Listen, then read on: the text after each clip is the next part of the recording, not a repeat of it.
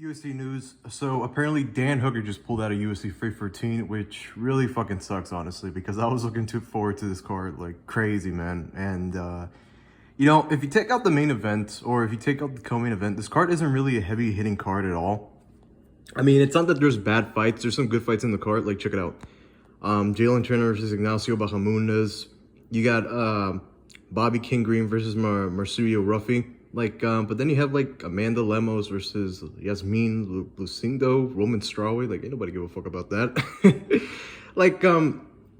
The video topic I wanted to talk about today is who should Justin Gaethje fight next if Dan Hooker just pulled out of his fight. And there's been a couple of options. Like, some people are saying that Moicano should pull up again, like short notice replacement. But I'm like, I don't know, another opportunity, short notice replacement. Another short notice replacement. Does he really deserve it? And some people are also saying that, it can be like Fiziev again, like Fiziev Gaethje number 2. And I actually think Fiziev wants the rematch at this point of his career. But there's also another one. I think who was saying? Some people are saying Beneil Dariush. Some people are saying Gamrot. And if you want my opinion, I actually think Gamrot makes the most sense, even though I know Gamrot is gonna make it boring. Like, I know some people are going to kill me for suggesting Gamrot. No, Gamrot doesn't really have the most friendly, fighter-friendly style or, like, casual fan style. He's got the type of style that maybe even hardcores are not going to like. I'll admit it, man. I'm not crazy about how Gamrot fights. Like, I'll be the first to say it. But I don't think that Gaethje is going to pull out the fight. Like, as of the recording of this video, I think Gaethje's still down to fight. Unless, like, any news could pop up at any moment. And, it could be. Because usually news like this changes very quickly. And I do think Gaethje's actually going to fight.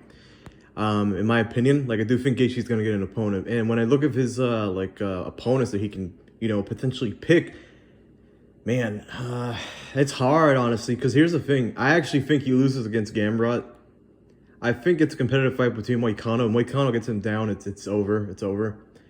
Fiziev too. That's a fight that's going to fucking put a shit ton of damage on his career. Let's see. What's another fight? Beneil Dariush? I don't think Dariush can make the weight. Dariush has lots of trouble making weight. The only way I can see them making like Dariush is if it's a catch weight. And, we could see that. Because making 155 pounds is really hard for a lot of these 55ers. A lot of them weigh like 180, 185 pounds at a camp. So they're cutting a lot of weight. And what I think is going to happen is we're actually probably going to see a catch weight, most likely.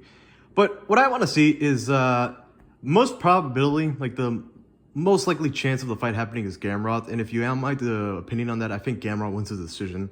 So I think Gaethje can maybe win like the first round, and after that, Gamrot just takes it over. Maybe Gaethje steals 2 rounds, and then Gamrot takes it over. But we do need a main event. We do need, a co-main event, all right?